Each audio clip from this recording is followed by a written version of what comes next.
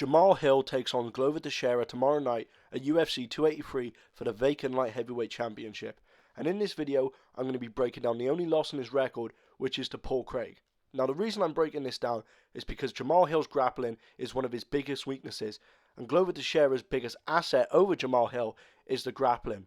Now, Paul Craig, as we know, is an excellent grappler and jiu-jitsu artist, and he won this fight by snapping the arm of Jamahal Hill by using his jiu-jitsu. And I truly believe if Glover Teixeira manages to get Jamahal Hill to the ground or in a similar situation, he will do worse to Jamahal Hill than what Paul Craig done in this fight. So to start off the fight, Jamahal Hill actually does a good job of backing Paul Craig up to the cage, but Paul Craig manages to duck under the straight and clinch up. Now we see Paul Craig is already thinking about locking up the arm as he traps it while trying to pull guard, and while he is unable to pull guard on his first attempt, he manages to keep Jamahal Hill's arm locked up and executes the guard pull on his second attempt. Now when both men hit the canvas, we can see that the right arm of Jamahal Hill that Paul Craig had trapped remains trapped, and that Paul Craig grabs the left wrist of Jamahal Hill to control his arm, while he frames his left leg across the hip of Hill to improve his chances of a sweep, and this angle gives us a better look at that. Now while the right arm of Jamahal Hill never becomes trapped, he cannot free his left arm, and Jamahal Hill tries to stack the guard of Paul Craig, which is a big mistake. Not only does this leave him more vulnerable to a sweep or submission attempt, he's also removed all of the weight off of Paul Craig's body in an attempt to do this.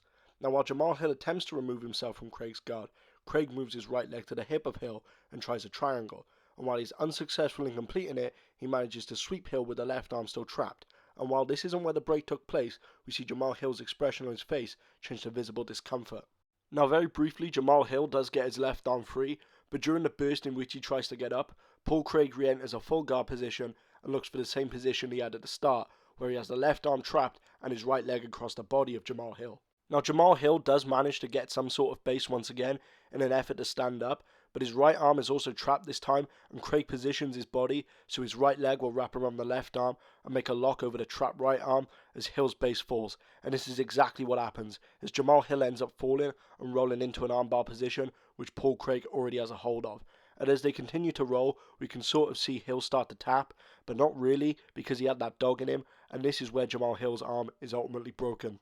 And I've always found this image funny because, Paul Craig is obviously feeling that broken arm, and he's pointing it out to the ref, and he's like screaming, "Look me, his arm's broken, what you want us to do?"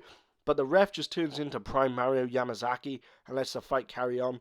But eventually, after a few more seconds, the referee does stop it, and just like that, Jamahal Hill's O is taken, and he leaves with a broken arm. And credit to him, he did stay in the fight and refuse to tap, but with him getting taken down and out-grappled by Thiago Santos in his last fight, who isn't even a great offensive grappler, I think if Glover gets him down, it's going to be a long night for Jamahal Hill. So ultimately, guys, that is the end of the breakdown. I did want to get a bit more content out this week, but YouTube just didn't want to process my videos, so I had a bit of trouble uploading them, and that's why there's only the one breakdown this week.